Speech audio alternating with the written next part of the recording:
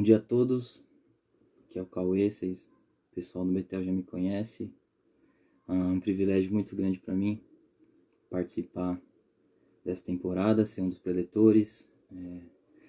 Cresci frequentando o Betel e muitas pessoas foram usadas na minha vida no Betel, então que essa mensagem que eu preparei para vocês possa ser usada também nos corações de vocês, assim como no meu também. Hoje a gente vai falar sobre motivação, olhando para a vida de Jonas. Então a gente vai ver ali o livro de Jonas com foco no capítulo 3, mas também a gente vai olhar para as nossas próprias vidas ao estudar um pouquinho mais a fundo esse tema. Esse tema é também o mesmo tema do meu grupo Eco de hoje à noite. Então eu queria incentivar você que pensa em participar do grupo Eco para que anote suas dúvidas, questionamentos, se tiver algum adendo, alguma contribuição a fazer para minha mensagem, e aí mais tarde a gente conversa sobre isso, beleza? Eu vou fazer uma oração para a gente começar o nosso estudo. Senhor Deus, obrigado, Deus, porque o Senhor nos deu a tecnologia que possibilita que estejamos juntos, mesmo em meio a um tempo tão difícil, tão estranho. E que o Senhor continue nos mantendo próximos a Ti, próximos um do outro, como uma unidade e como uma igreja mesmo, Deus. Abençoe esse estudo, que possa ser bênção em nossas vidas. Em nome de Jesus, amém. Bom, começando aqui com um plano de fundo, falar um pouquinho sobre mim. Sempre fui um cara que, na questão da motivação, a minha maior dificuldade é de me motivar no geral. Sou uma pessoa que não se empolga com facilidade. Mas a maioria das pessoas, inclusive eu, tem dificuldade em buscar a motivação ideal. A gente vê no esporte o exemplo do Michael Jordan. Uma vez ele falou: eu quero que meu time seja campeão, mas eu quero ser a razão do título. E no esporte até cabe, até admiro um pouco a sinceridade dele. É legal você saber que no seu time tem esse cara diferenciado que vai botar a bola debaixo do braço e vai decidir, né? E o ser humano tende a pensar assim, tende a querer o estrelato, né? A querer brilhar. Mas eu creio que quando a gente pensa em servir no reino de Deus, não cabe muito esse pensamento. Sobre Jonas, quero só falar um pouquinho sobre Jonas, bem rápido, porque a minha intenção não é malhar esse homem nesse estudo. Jonas era um profeta de Deus que já havia pregado o evangelho em muitos lugares e já tinha sido usado por Deus em muitas ocasiões. Ele era, então, um cara que já tinha uma trajetória com Deus, uma caminhada, de certa forma, consistente com Deus. Mas como a gente vai ver aqui no decorrer do estudo, ele não gostava muito desse povo de Nínive. Sobre Nínive, era um povo conhecido por ser extremamente perverso, extremamente maldoso. Então, pensando com a ótica humana, era justificável que Jonas não morresse de amor por esse povo.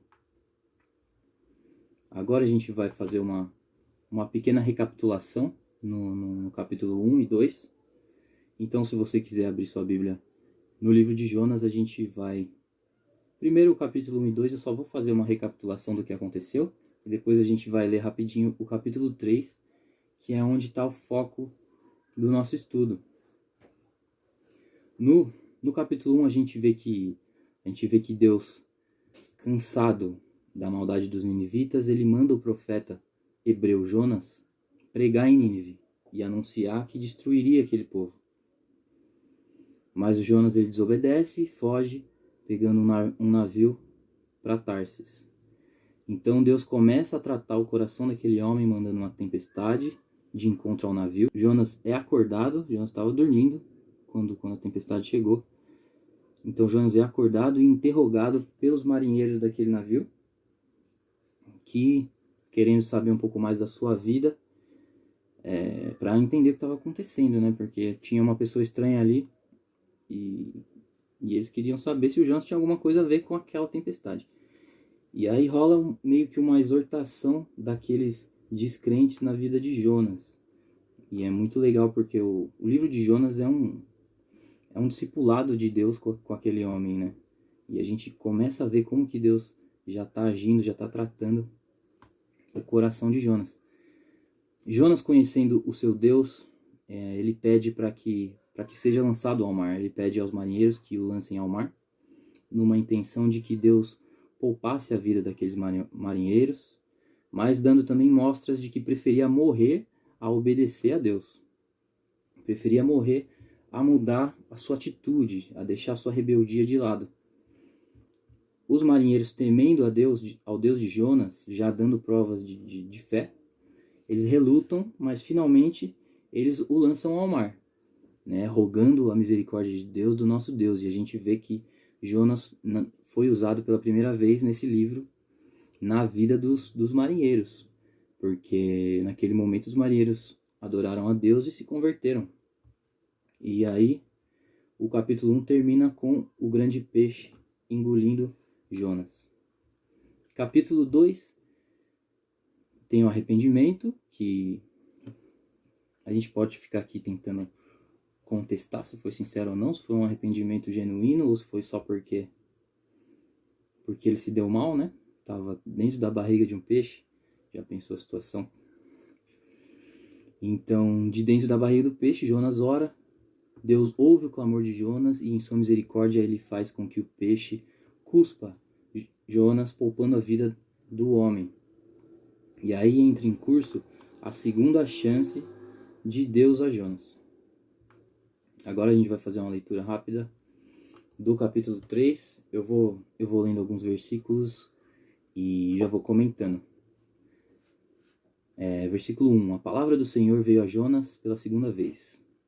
Então a gente vê que após a confissão no capítulo 2 e um suposto arrependimento, sem uma mudança clara de atitude ainda no ventre do grande peixe, Jonas recebe a mesma ordem pela segunda vez e dessa vez ele atende o chamado de Deus imediatamente. Versículos 2 e 3. Vai agora à grande cidade de Nínive e proclama a mensagem que eu te ordeno. Então Jonas foi imediatamente para Nínive, segundo a palavra do Senhor. Nínive era uma cidade grande e se levava 3 dias para percorrê-la. Jonas obedeceu e dessa vez ele foi até Nínive pregar em nome de Deus, em nome do Senhor. Mas ao que tudo indica, ele não foi fazer essa obra de coração. Versículo 4. Jonas começou a percorrer a cidade por um dia, clamando: Nínive será destruída daqui a 40 dias. Então vemos que, independente da atitude de Jonas, ele leva o recado, leva a mensagem de Deus. 5. Os habitantes de Nínive creram em Deus e decretaram um jejum, e vestiram-se de pano de saco, do mais rico ao mais pobre. Aí a pregação já surtindo efeito. Naquela época, cobrir-se de pano de saco simbolizava angústia, por tristeza, por luto, por arrependimento e por vergonha. Acredito nesse caso tinha um pouco de arrependimento, vergonha, tristeza provavelmente também. E aí eles achavam que iam morrer. Versículo 6. A notícia também chegou ao rei de Nínive. Ele se levantou do trono e, tirando o manto, cobriu-se de pano de saco e sentou-se sobre cinzas. Aí o efeito da pregação de Jonas impactando o rei de forma bem palpável, né? Versículos 7, 8 e 9. Então fez uma proclamação, o rei, e a publicou em Nínive, por decreto do rei e dos seus nobres, que nem homens, nem animais, nem bois, nem ovelhas provem coisa alguma, não comam, nem bebam água. 8. Mas sejam cobertos de pano de saco tanto os homens como os animais, e clamem com fervor a Deus, e cada um se converta do seu mau caminho e da violência de suas mãos. Talvez Deus se volte, arrependa-se e afaste o furor de sua ira, de modo que não morramos. Aí o rei e o povo de Nínive, demonstrando finalmente um grande temor ao Deus soberano, o rei expressa então a sua esperança na misericórdia de Deus, né? Isso é muito legal. E no versículo 10, e Deus viu o que eles fizeram, como se converteram do seu mau caminho, então arrependeu-se do castigo que lhes enviaria e não o executou. Deus tem misericórdia do povo de Nínive, assim como teve de Jonas, no capítulo 2, e decide não executar a destruição daquele povo perverso. Pontos importantes. Ponto 1 que eu marquei aqui. Em tudo isso a gente vê a motivação do homem, né? Vemos que, de certa forma, Jonas se liga do que tinha feito com arrependimento sincero ou não cabe a nós julgar, né? E sabendo quem é Deus e mesmo ainda contrariado, ele percebe o quão errado sua conduta vinha sendo e decide obedecer a Deus dessa vez. Ponto 2. Jonas leva a mensagem de Deus e novamente indícios nos levam a questionar se ele pregou da forma mais correta. De novo, contestando a motivação do coração de Jonas.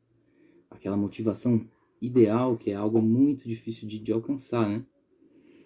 Mas o fato é que tanto o rei quanto o povo, temendo por suas vidas, eles se arrependeram, se converteram e demonstraram um real temor a Deus.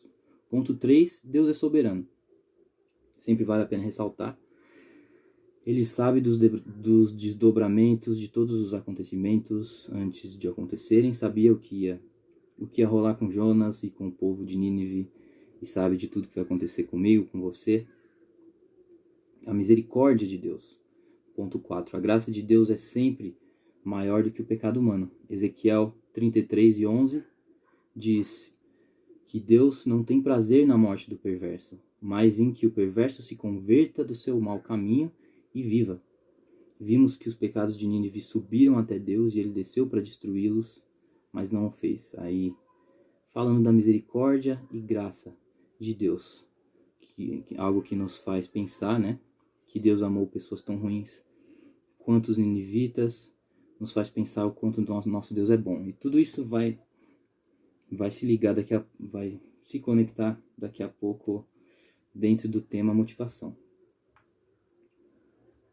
O coração do texto para mim é que a rebeldia humana, e no caso a motivação errada de Jonas, não podem frustrar os planos de Deus.